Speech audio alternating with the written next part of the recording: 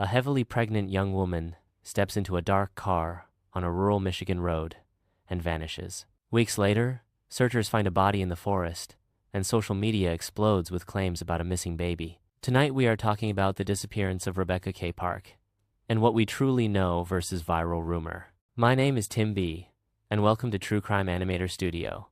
This story involves real-world death, pregnancy, and an unborn child, but we will not use graphic detail. We will stick to confirmed reporting, flag speculation clearly, and keep respect for Rebecca and her family. Before the headlines, Rebecca was a 22-year-old woman from northern Michigan, near the town of Cadillac. Family described her as shy, kind, and excited to become a first-time mother. She was about 38 to 39 weeks pregnant, just days from her expected due date.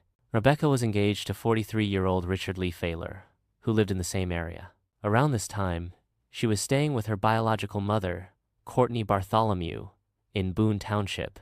That home sits along a quiet stretch called South 21.5 Road, surrounded by woods and fields. On the day she disappeared, investigators say Rebecca received inheritance money in cash from family. Officials later suggested that kind of cash could let someone travel without leaving an electronic trail. Friends and relatives, though, said she had no plans to run away or start a new life somewhere else. Late on the night of November 3rd, Rebecca was at Courtney's home in Boon Township. She told her mother that someone was coming to pick her up, but did not say exactly who the driver was. A dark-colored sedan, described as similar to an older Impala, pulled into the driveway outside the house. Rebecca walked out, got into the front passenger seat, and the car drove off into the darkness. That is the last confirmed sighting of her alive, based on what witnesses later told investigators. By the next day, her family could not reach her by calls or messages, which they said was very unlike her. A short time later, her phone was found discarded on a nearby 2-track road,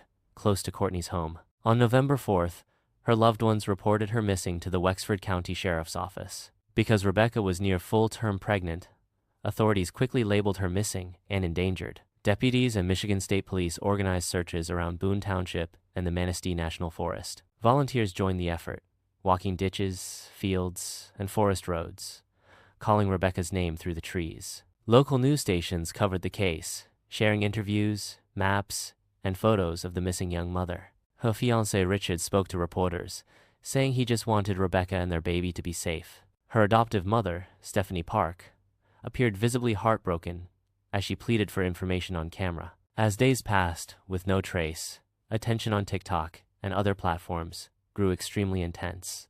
True crime creators rewatched every clip, dissected interviews, and built timelines from tiny public details. Some videos started accusing people close to Rebecca, with almost no confirmed evidence behind the claims. Others shared dramatic stories about bloody clothing and human remains supposedly found near the home.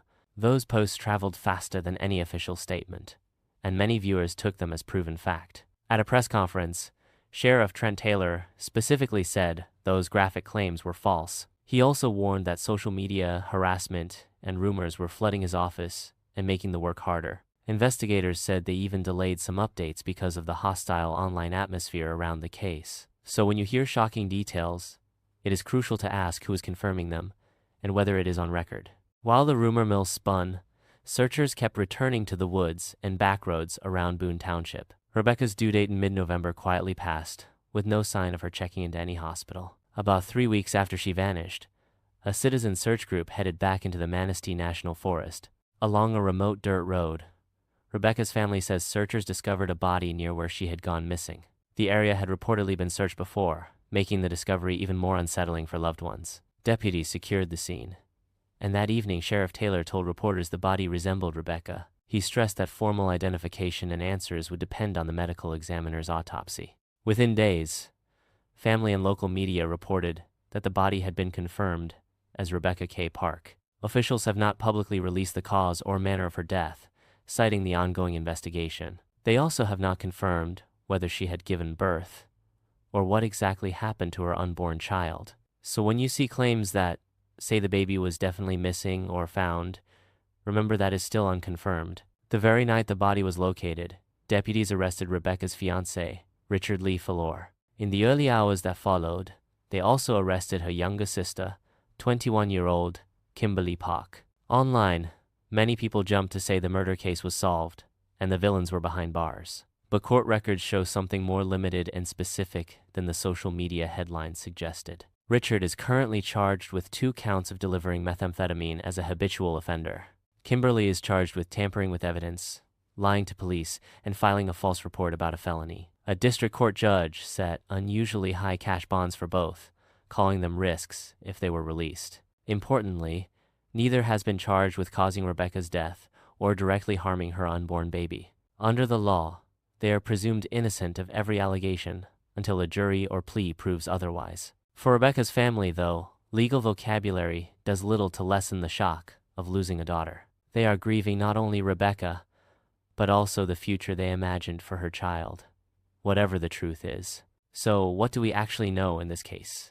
And what remains uncertain or purely speculative? We know Rebecca got into a dark car she appeared to be expecting and vanished that same night. We know her phone was discarded nearby, her body was found weeks later, and officials are still investigating. We do not yet know how she died, where her baby is, or who, if anyone, will face homicide charges. Until those answers come, the most ethical thing we can do is share verified facts, avoid rumor, and honor Rebecca's humanity. Thank you for watching, for choosing careful true crime, and for keeping Rebecca, her family, and this missing baby in your thoughts. Until we talk again.